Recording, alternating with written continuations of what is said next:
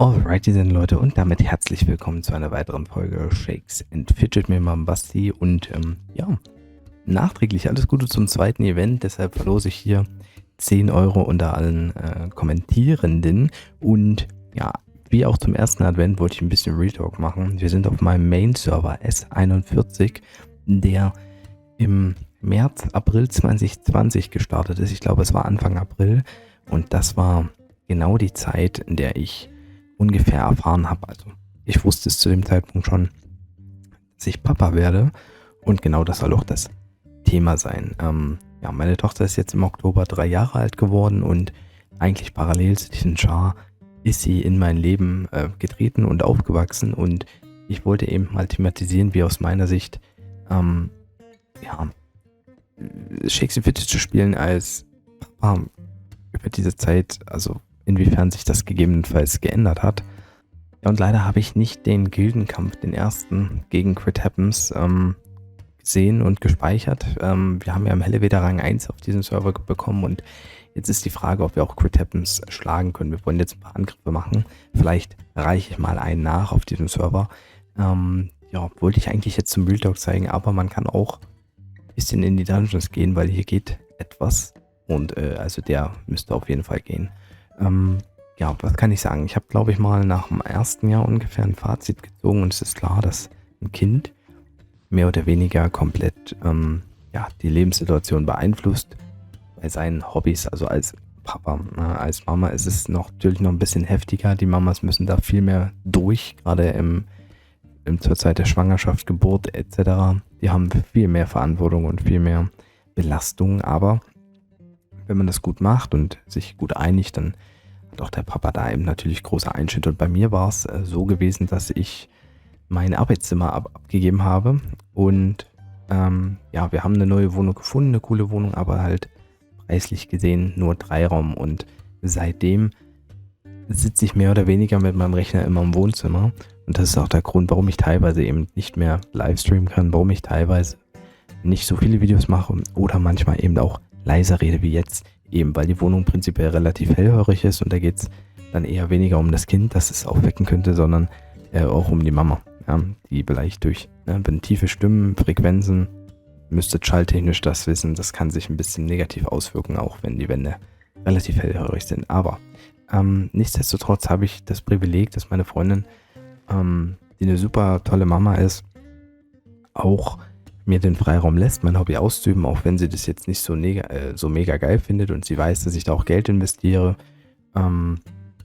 lässt mich da machen, ohne dass sie das jetzt mega feiert. Ne? Das heißt, ich für mich habe entschieden, dass man in dem persönlichen Alltag das halt ja, relativ, also in dem gemeinsamen persönlichen Alltag als Familie relativ wenig begleiten lässt. Das heißt, ich spiele meinen Stuff dann eher dann abends, wenn das Kind schläft auf jeden Fall oder auch wenn meine Freundin schläft, mache ich so ein paar Dinge und das ist natürlich für jeden anders, für jede Familie ist anders. Also es kann sein, wenn ihr selber seid vielleicht auch über die Jahre jetzt Eltern geworden und habt euch das anders organisiert. Bei mir ist es eben so und nichtsdestotrotz bin ich froh, dass ich eigentlich alles, was ich vorhatte, irgendwie auch sehr, sehr gut geschafft habe. Ich weiß nicht, ob der Dungeon hier geht. Ich probiere es einfach mal mit ein paar Tries. Und man muss sich auf jeden Fall organisieren. Man muss sich auch als, sage ich mal, als Pärchen da ja, oder als Teil einer Familie dann auch in gewissen Dingen unterordnen. Und jetzt also über diese 3 Jahre hinweg kann ich sagen, ich bin froh, dass ich zum Beispiel diesen Char trotzdem nicht perfekt gespielt habe, aber immer irgendwie weitergespielt habe und nicht pausiert habe. Ich habe ja früher viele High-Level-Chars, also was heißt High-Level-Chars, aber teilweise Charaktere bis Level 400 nicht durchgezogen oder nicht weitergespielt. Ja, und mir fehlt jetzt halt dieser krasse Endgame-Late-Char und dieser Char jetzt seit 3,5 Jahren ist und bleibt mein Late-Game-Char. Ne? Ich weiß nicht, ob hier was geht, aber hier könnte was gehen. Und ja, den möchte ich dementsprechend halt auch weiterspielen und weiterziehen. Und das Schöne ist ja jetzt natürlich auch, je älter das Kind wird, desto mehr ja, Freiheiten hat man vielleicht auch mal an den Rechner zu gehen und was zu machen. obwohl ich dann eben nicht nur Shakes and Fidget spiele. Und klar ist auch, dass das Thema Sponsoring und auch der Creator Code vor allen Dingen erwähnt werden müssen, denn die Schwierigkeit ist ja, in diesem Spiel dann auch solche Charts hier durchzuziehen, weil man gefühlt weniger Content hat. Und durch das Sponsoring und den Creator Code war es mir eben möglich gewesen, auch auf anderen Servern, neueren Servern auf EU-Basis mit verschiedensten Serverstartprojekten zu spielen und parallel diesen Char eben mitzutragen. Das wäre ohne dem ganzen Support von Player Games so nicht möglich gewesen. Da hätte ich wahrscheinlich tatsächlich nur diesen Char gespielt weiter und vielleicht immer mal nur in den neuen Server reingeguckt. Aber wir haben ja jetzt im Moment EU5 auch einen guten Kundschafter, den ich weiterspiele und aktuell auch auf EU1 einen Magier, der auch in der Dungeon-Pause ist und auf Server 7 immer noch so ein mehr oder weniger Aufholberserker. Und habe auch neue Server ja gespielt, die ich jetzt mittlerweile auch ein bisschen quitte. Da werden wir nächste Woche drüber reden. Aber Fazit ist für mich auf jeden Fall, dass man weiß halt nie, und das ist vielleicht auch mal ein kleiner Tipp für die werdenden Eltern, die Shakes and Fidget spielen, man weiß nie, man kann nicht abschätzen, wie viel Zeit verloren geht durch das Kind allgemein, ob es jetzt Shakes and Fidget, ob es Zocken allgemein ist, Sport, wie auch immer, für die Hobbys, die man trägt, weil man auch nie weiß, wie das Kind sich entwickelt. Ich habe das große Glück, dass er immer roundabout sehr, sehr gesund aufgewachsen ist, sehr lebensfroh. Also Kinder sollten allgemein eigentlich lebensfroh sein, aber sie bringt halt mega viel Freude und Spaß in unser Leben und ist auch sehr wissbegierig, zieht und zerrt sehr. Und das heißt, wenn sie wach ist, ist eigentlich permanent Party, mehr oder weniger. Und dann hat man eben keine Zeit oder sollte man vielleicht keine Zeit haben für diese Hobbys wie jetzt Shakes and Fidget. Und wenn man das halt merkt, muss man sich eben organisieren. Und es kann aber auch sein, dass andere Fälle eintreten, dass Kinder durch Krankheiten, auch chronischer Natur oder einfach einen anderen Entwicklungsstand nehmen, dass sie noch zeitaufwendiger, pflegeaufwendiger sind. Und das weiß man halt vorher nie und deshalb muss man immer vom schlechtesten oder vom Worst Case ausgehen. Und dann, wenn man merkt, es wird besser, kann man sich natürlich entsprechend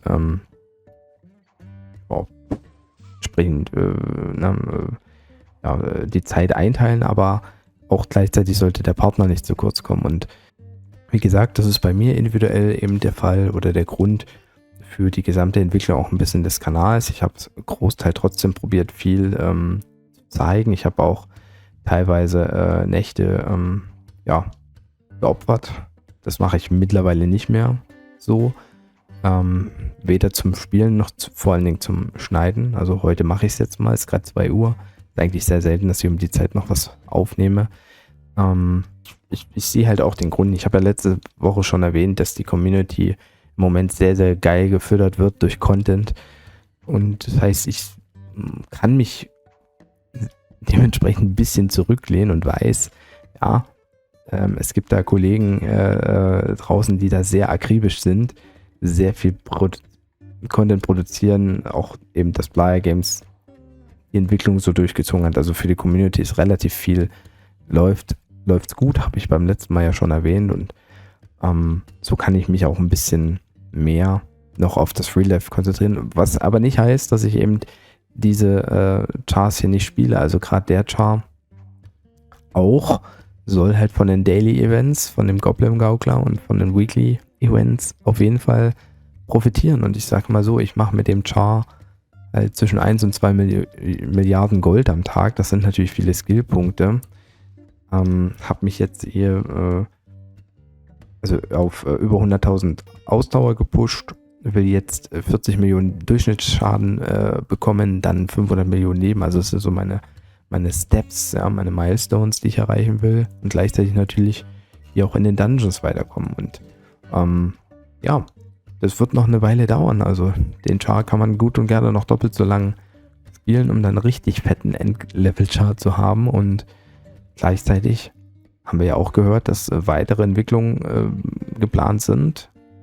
Shakes and Fidget, bestehende Features sollen erweitert werden. Das kann prinzipiell dem Late Game zugutekommen und könnte dann auch dementsprechend diesem Char hier zugutekommen. Ja. Also ich bin da echt gespannt und freue mich drauf und bedanke mich in dieser Form jetzt fürs Zuhören. Wie gesagt, unter allen Kommentaren verlose ich einmal 10 Euro. Auflösung wird zeitnah erfolgen. Ich denke mal maximal spätestens Mittwoch.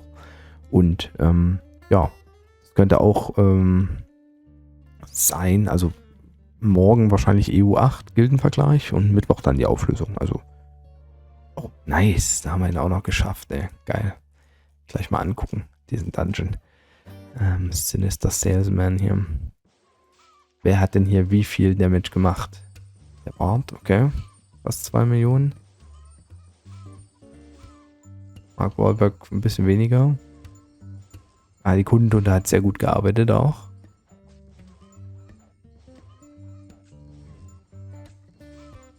Lass mal das noch durchziehen. Ja, ist krass. Also trotzdem diese ganzen Damage-Boni und sowas sind die Late-Game-Fights.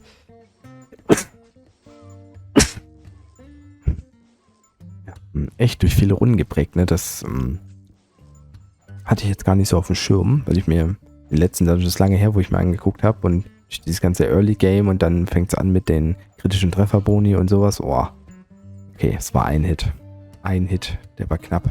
Sehr geil. Ja, so sind wir auf 543. Ich weiß nicht, ob der nächste... Oh, das ist ein Magier. Unwahrscheinlich. Also ich werde es mal durch die Tools jagen, aber stand jetzt ein bisschen unwahrscheinlich. Aber nice. Sehr gut. Noch weniger Dungeons. Es sind noch hier 2. Hier sind es 6. Ne, warte mal. 1, 2, ne, 3. Hier sind es 3. Hier sind es 6. 6, 7, 8. Genau, also hier sind es 3, hier sind es 6 und hier sind es noch ganze 10. Das heißt, es sind noch 19 Dungeons für diesen Char, Stand jetzt, bis er alles erreicht hat. Da freue ich mich drauf. Also, ich wünsche euch einen guten Start in die Woche. Haut rein, macht das, tschüss und servus. Euer Basti.